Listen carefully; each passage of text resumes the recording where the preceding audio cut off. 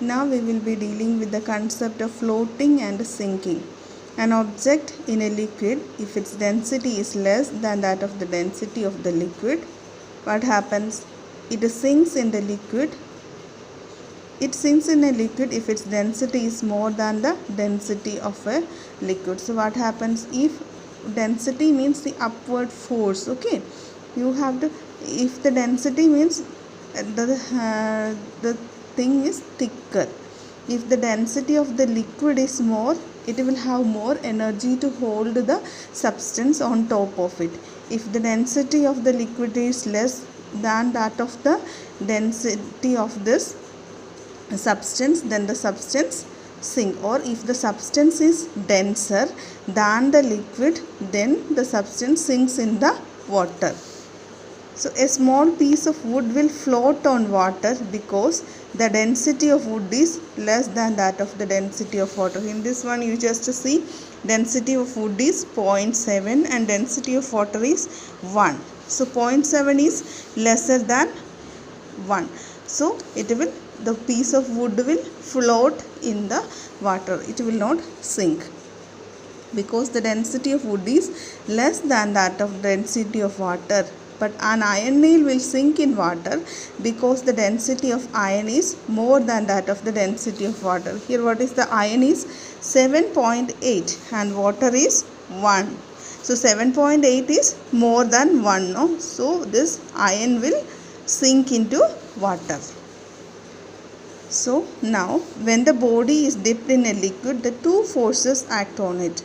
When a body is dipped in water, two types of forces act on this one. First one is weight of the body, W, acting vertically downwards. If a substance or something is put in water, a weight of the body, W, is a force which is acting downwards. That is, the force acts through the center of gravity of the body. The force acts through the center of gravity of the body. This is called a W. So this force try to sink the object into. This will pull the object downwards. The force, weight of the force or weight of the body W is acting towards the downwards. So that will pull the body downwards. This will hold this body or pull this body downwards. But one more force is acting. That was what is vertically upward force of the liquid. This force is called upward thrust or buoyance force. So what happens? There's one more force acting from the liquid side. What is it? It is a buoyant force or upward thrust. This weight of the body W is downward force and the buoyant force by the liquid is upward force. This is this direction and W is downward, then F is upward direction. Upthrust is equal to the weight of the liquid displaced by the dipped part of the body. What is W? W is the F is equal to the weight of the water displaced when it is immersed in this water. This force try to move the body upward. क्या है? इसको ऊपर उठाने की कोशिश करते हैं. The force also acts through the center of gravity. This force is also in the center of gravity. Weight also is acting downwards through center of gravity. Upward thrust or buoyant force of the liquid also is acting through the center of gravity, but it is on the other direction. That is, CG of the body CG of the displaced liquid is called center of buoyancy, center of gravity, and this force is called the center of buoyancy also, buoyancy. So there are three cases we have to study when the weight of the body is equal to the upward thrust. That is, if W equals to F. If W equals to F, the net force becomes 0. The apparent weight of the body is 0. That is as W minus F equals to 0. If W equals to F, W is downward force and F is the upward force. If both are equal numbers, so W is pulling this side and F is pulling that side. Here it is 3, and here also it is 3. Here 3 is this direction, 3 is positive, and this direction 3 is negative. So in positive and negative, when it is added together, what will be the net weight? Net weight will be 0. So the body floats.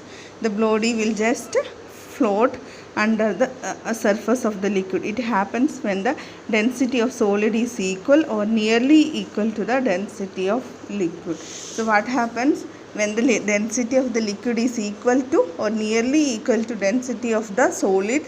Then the body floats on the surface of the liquid. And now in the second case, this is the first case, W equals to F. When the density downward force weight is equals to upward thrust or upward buoyant force, then the body floats. That, or if the density of both liquid and solid are equal or nearly equal, what happens? The substance float on the water. And then W, in case 1, if W is less than F, in the case the net force of the body acts upward. So what happens? W is less. So in case the net force on the upward acts upward, some part of the body will float above the surface of the liquid. It happens when the density of solid is less than the density of the liquid. While floating, apparent weight is 0 in this case also. So what happens if W is less than F, this upward force is more, then it will force. Some part of the body will be underwater, yet most of the part of the body will be floating over the water.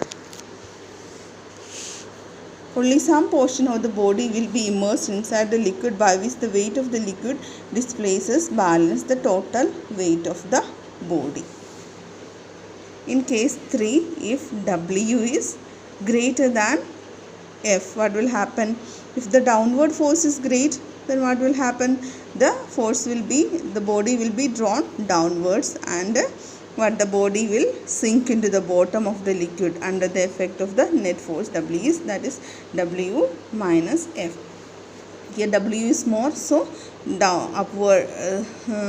downward pull can overcome this upward buoyant force. It happens when the density of the body is more than the density of the liquid. If the density of the body is equal to the density of liquid, it floats. If the density of the solid is less than the density of the liquid, sometimes what can happen? It can, or if W is less than F, half of the portion may be underwater and half will be floating. Okay. Now third portion, if W is greater than F, what will happen? If the object is denser than water, the object will automatically sink into water.